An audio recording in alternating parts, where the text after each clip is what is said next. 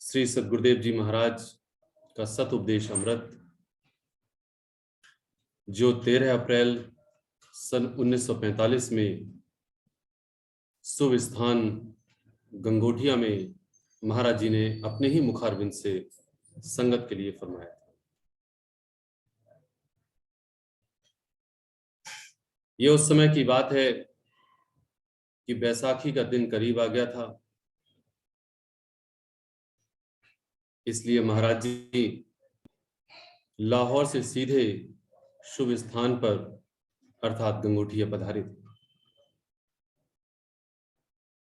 श्री महाराज जी रात को 11 बजे वाली जो गाड़ी थी उससे माकियाला स्टेशन पर उतरे और भगत बनारसी दास जी के साथ रात को ही पैदल चलकर गंगोटिया आ गए थे। सुबह सवेरे जब बाबू अमोलक राम जी ने भगत जी को देखा तो पता लगा कि श्री महाराज जी तशरीफ ले आए हैं और पीर ख्वाजा जंगल में महाराज जी तशरीफ ले गए। अपने प्रोग्राम के अनुसार श्री महाराज जी जंगल से काफी दिन निकल आने पर अपने स्थान पर पधारे।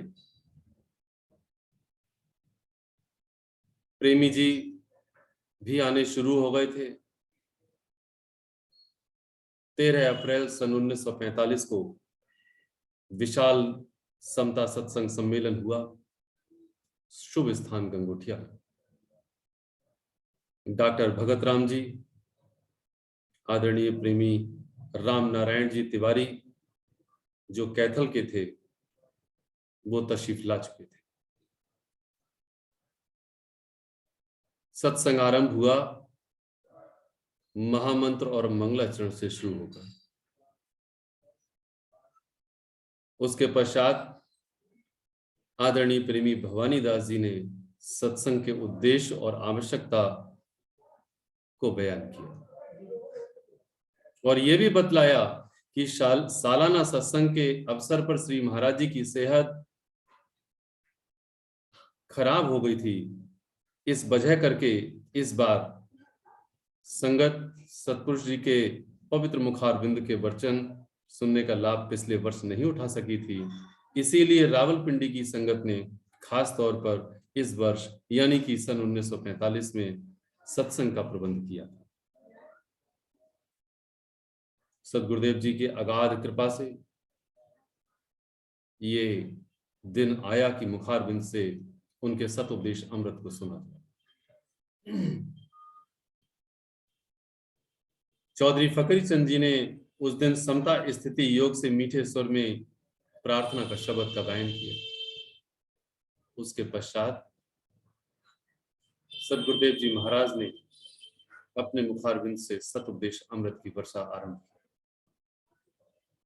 दास सबसे पहले सद्गुरुदेव जी महाराज के मुखारविंद से प्रकट जो सत उपदेश अमृत है, पहले केवल उसी को पढ़ेगा, उसके पश्चात जो भी विचार होगा वो किया जाए। हालांकि सद्गुरुदेव जी महाराज के सत उपदेश अमृत में एक एक शब्द जो उनके मुखारविंद से प्रकट है उसके बाद और कुछ भी कहना शेष नहीं रहता।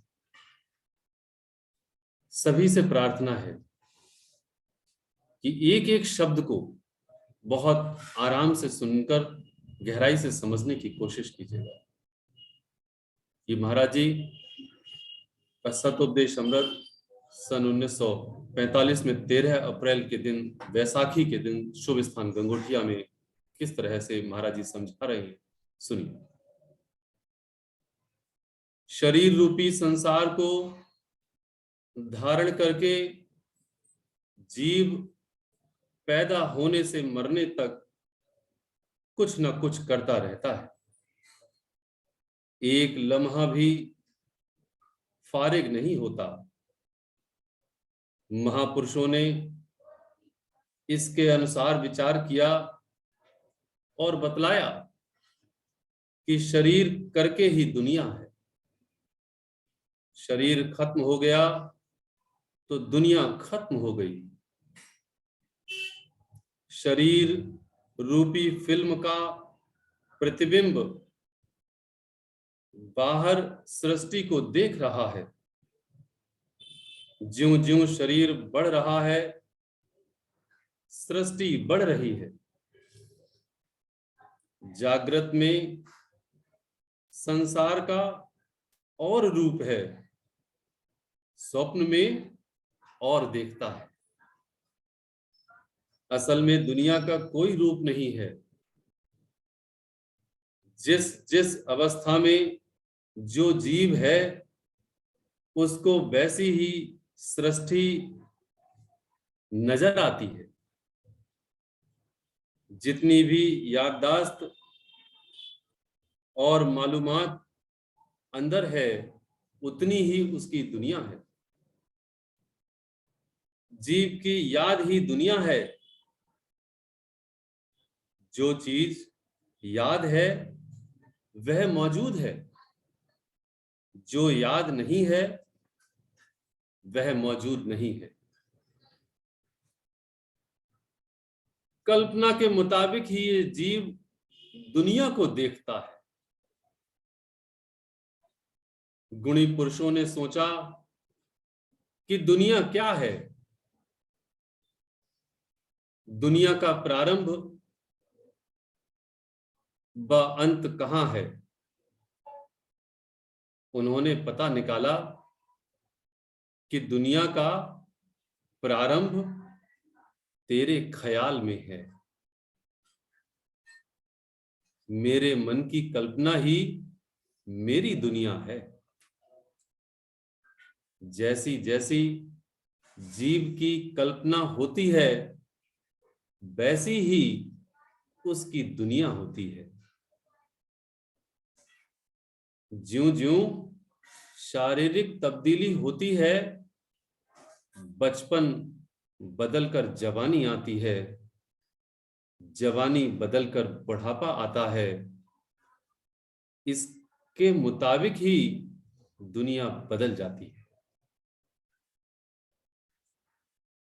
इससे साबित हुआ कि अपने ख्यालात करके सृष्टि नजर आ रही है। इससे साबित हुआ कि अपने ख्यालात करके सृष्टि नजर आ रही है। असल में सृष्टि का कोई वजूद नहीं है। फिर गुणी पुरुषों ने विचार किया कि जीव के अंदर आराम क्यों नहीं है।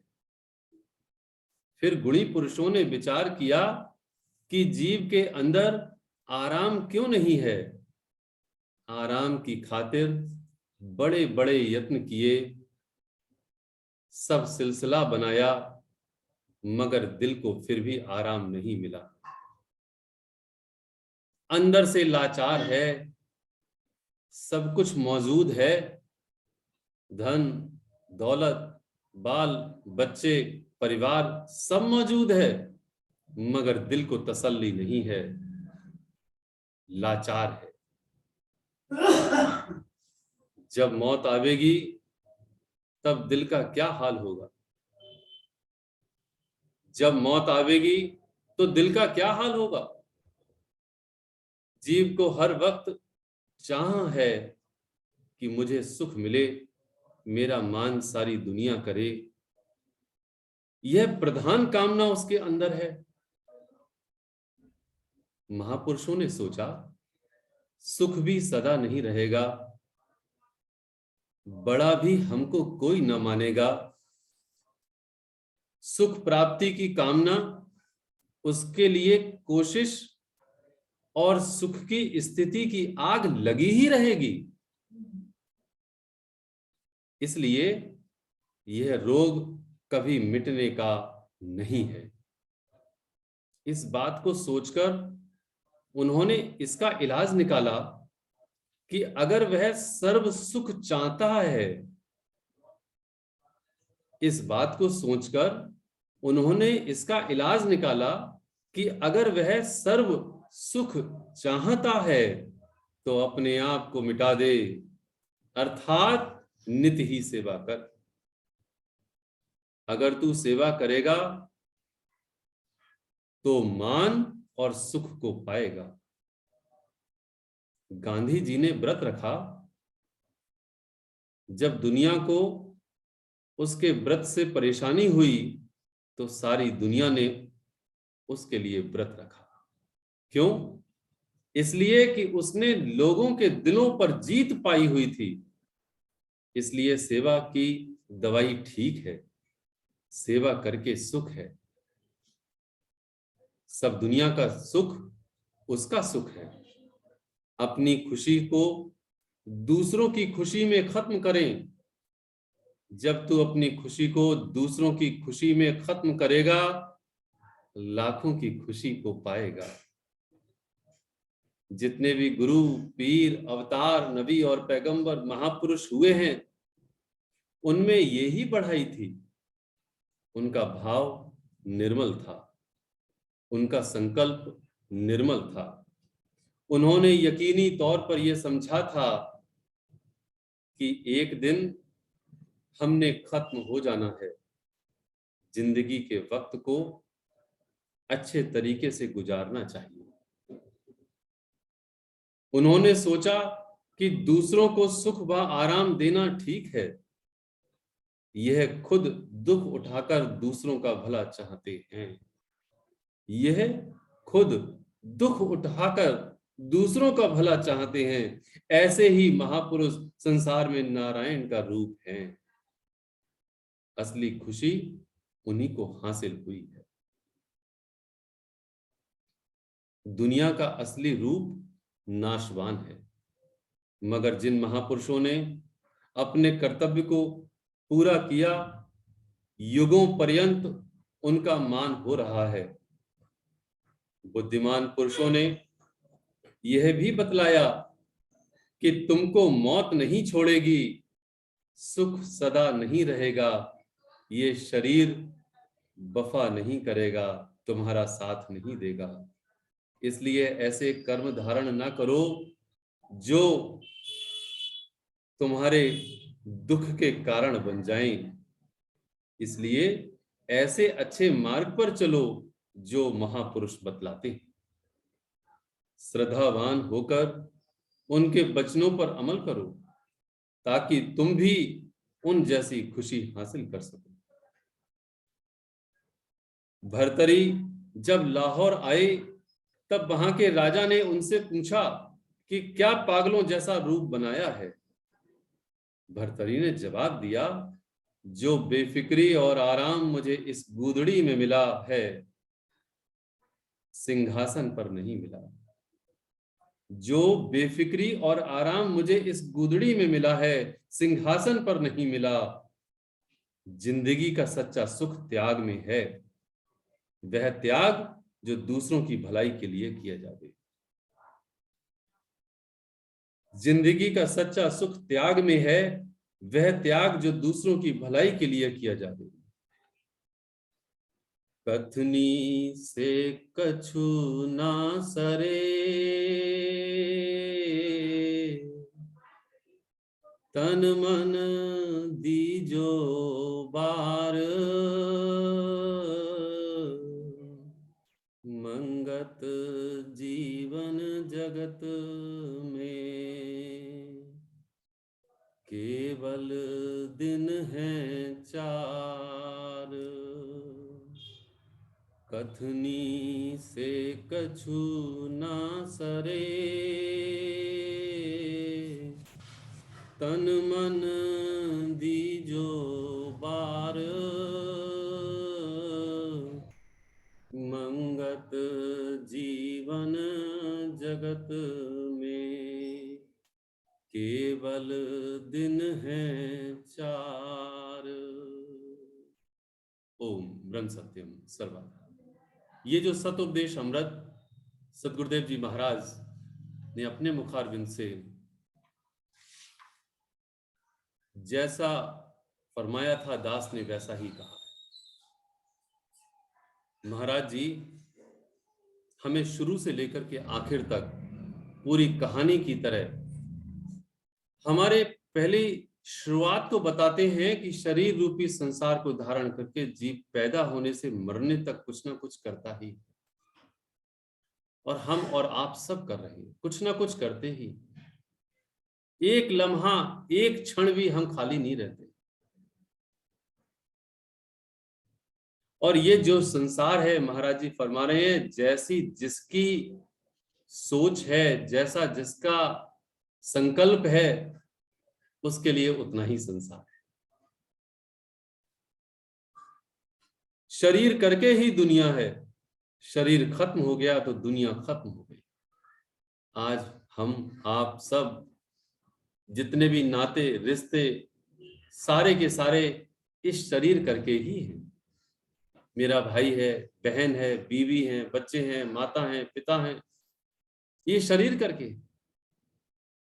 जिस दिन शरीर खत्म हो गया, सारे नाते रिश्ते सब खत्म हो गए। जिन रिश्तों को लेकर के हम और आप इतनी फिक्रवान रहते हैं, इतनी चिंता करते हैं, आंखें बंद होने के बाद इन रिश्ते नातों का कोई मोल नहीं है। महाराज जी उस स्थिति पर पहुंचाना चाहते हैं जो कह रहे हैं कि मान लो तुम्हारा पिछले जन्म में भी तो कोई ना कोई नाता होगा किसी से, वहां पर तुम भी तो खत्म हुए होगे। आज जो पिछले जन्म में तुम थे, जितने भी नाते रिश्ते तुम्हारे थे पिछले जन्म के, आज तुम्हारे लिए उनका क्या मोल है। पिछले जन्म में अगर तुम्हारे पास करोड़ संपत्ति थी, आज तुम्हारे पास उसमें क्या है? कुछ भी तो नहीं है। इसलिए ये सारे नाते रिश्ते नाशवान हैं। महाराज जी आगे कहते हैं कि और भी अगर हम गहराई से समझें तो जागृत अवस्था में संसार का और रूप है और स्वप्न में कोई और रूप है। असल में दुनिया का कोई रूप है नहीं। जैसी सृष्टि है वैसी ही उसको नजर आती है, वैसी ही उसकी दुनिया नजर आती है। यदि मेरी दुनिया, मेरी नजर में कुछ है तो मेरी अपनी कल्पना है, और जितनी कल्पना मेरी नहीं है वो मेरी दुनिया नहीं है। इसलिए कल्पना के मुताबिक ही दुनिया। अब महाराज जी आगे समझाते हैं कि गुणी पुरुषों ने विचार किया जीव के अंदर आराम क्यों नहीं। हम सब बेचैन रहते हैं, कुछ ना कुछ कामना रख करके, कुछ ना कुछ ख्याल रख करके, कोई ना कोई बेचैनी, कोई ना कोई दुख तकलीफ रहती है। कहते हैं आराम की खातिर बड़े बड़े यत्न करता है, बड़ा बड़ा सिलसिला बनाता है, लेकिन फिर भी वो लाचार है। सारी धन दौलत, बाल बच्चे, परिवार सब कुछ है, लेकिन फिर भी उसको तसल्ली नहीं है। वो चाहता है कि मुझको सुख मिले, मेरा मान ये सारी दुनिया करे। उसकी प्रधान कामना रहती है मेरा नाम हो जाए। जैसे नाम बहुत बड़ी कोई चीज है, मैं ना रहूं लेकिन मेरा नाम रहे जरूर। वो ऐसा कुछ करना चाहता है, लेकिन उसको समझ नहीं आती कि ये नाम में क्या रखा है। नाम तो देह का है। महापुरुषों ने सोचा सुख तो सदा नहीं रहेगा, बड़ा भी हमको कोई नहीं कहेगा। तब महाराज जी कहते हैं कि अगर सर्व सुख चाहता है तो अपने आप को मिटा दे। अब इसका इलाज बता रहे हैं महाराज।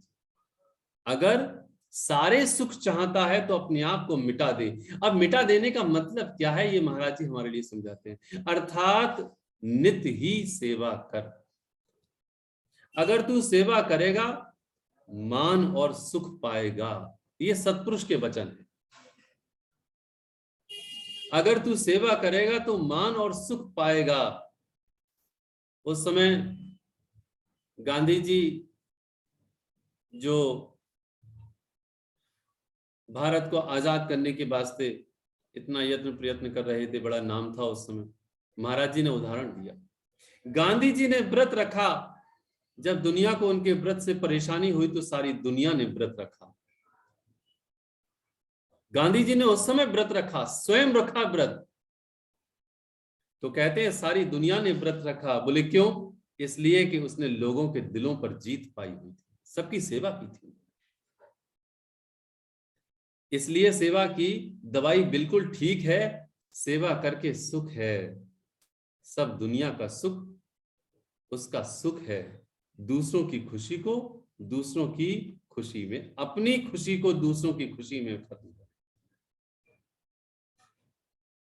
महाराज जी अपने आप को मिटाने की बात करते हैं तो मतलब क्या कि दूसरों की सेवा करो।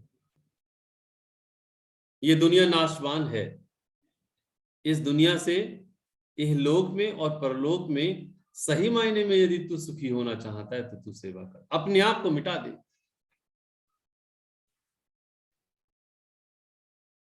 उनका भाव निर्मल था गांधी जी का। आगे कहते हैं महाराज जी कि जितने भी गुरु पीर अवतार नबी और पैगंबर और जितने भी महापुरुष आए उनमें यही बढ़ाई थी, उनका भाव भी यही था, उनका संकल्प बिल्कुल निर्मल था। उन्होंने यकीनी तौर पर यह समझा था कि एक दिन हमने खत्म हो जाना है। जिंदगी के वक्त को अच्छे तरीके से गुजारना चाहिए। क्या मुझे पता है इस बात को कि एक दिन मुझे भी खत्म हो जाना? इस बात को हम जानते हैं, लेकिन इस बात को हम मानते नहीं हैं। एक बार भगवान राम को महर्षि ने एक उपदेश देकर के यह समझाया था जो महाराज जी की इस बात के लिए बिल्कुल साक्षात उससे मैच करती है बात। इसलिए दास को याद आ रही है कि महर्षि ने भगवान राम को उस समय जब वनवास में थे तब उन्होंने बताया था। भगवान राम ने पूछा कि यदि किसी को सत्कर्म करने की लालसा हो और वो ना कर पा रहा हो तो क्या करे, वो क्या सोचे। हम महर्षि राम को, भगवान राम को समझाते, कहते हैं राम, जब भी कोई मनुष्य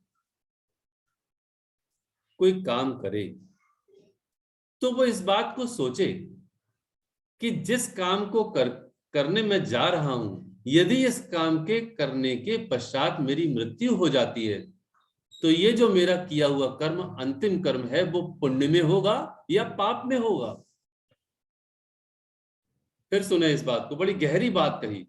राम, जब भी मनुष्य कर्म करने जाए तो कर्म करने से पहले ये विचार करे कि यदि इस कर्म को करने के पश्चात मेरी मृत्यु हो जाती है तो अंतिम किया हुआ कर्म मेरा पुण्य में जाएगा या पाप में जाएगा। जब वो इस बात को याद रखेगा तो कभी भी वो पाप नहीं करेगा। जब वो इस बात को अपने हृदय में, अपने दिल में जगह दे देगा तो कभी वो पाप नहीं करेगा, कभी किसी का दिल नहीं दुखाएगा, किसी दूसरे से ईर्ष्या नहीं करेगा, कभी वो दूसरे से गलत नहीं बोलेगा। वो केवल प्रेम करेगा, दूसरे को जीव भाव देखेगा और सदा ही प्रेम से बोलेगा, प्रेम की बात करेगा।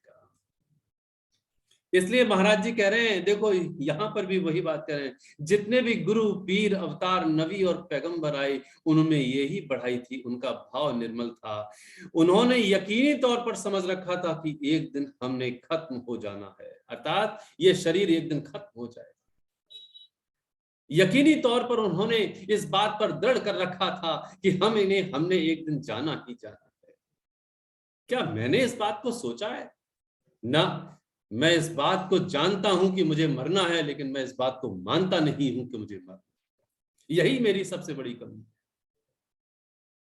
महाराज जी कहते हैं ऐसे ही महापुरुष संसार में नारायण का रूप है।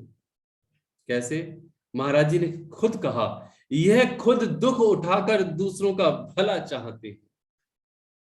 ये खुद दुख उठाकर दूसरों का भला चाहते हैं और चाहते रहे। ऐसे ही महापुरुष संसार में नारायण का रूप है। असली खुशी उन्हीं को हासिल हुई है। सत्पुरुषों के त्यागमयी जीवन पर हम जरा नजर तो डाल के देखें कि उन्होंने कितने त्याग किए। सत का मंडन पाखंड खंडन, सत्पुरुष जग आए। ये जो सत का स्वरूप स्थापित करने के लिए, पाखंड का खंडन करने के लिए, वो आगे कहते हैं केते दुख उठाए,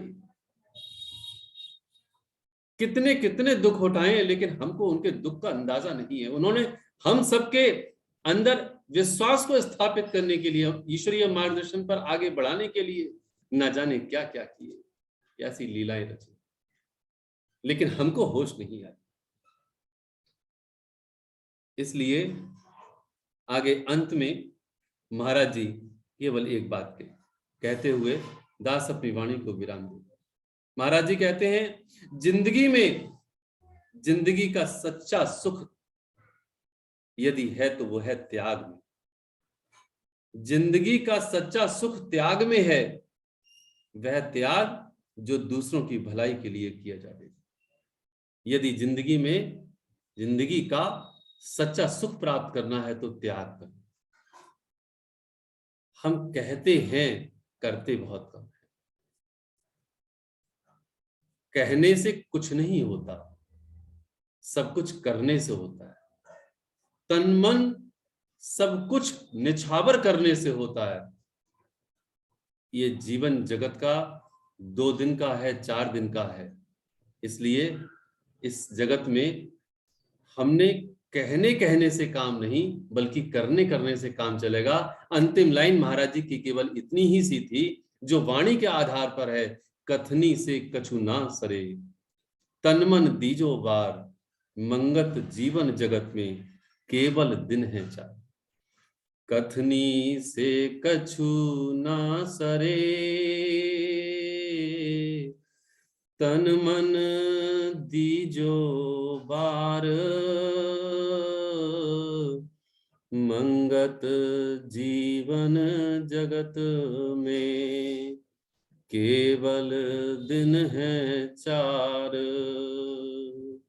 कथनी से कछु ना सरे,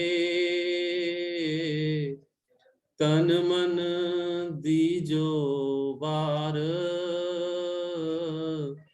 मंगत जीवन जगत में केवल दिन है चार। ओम ब्रह्म सत्यम सर्वधा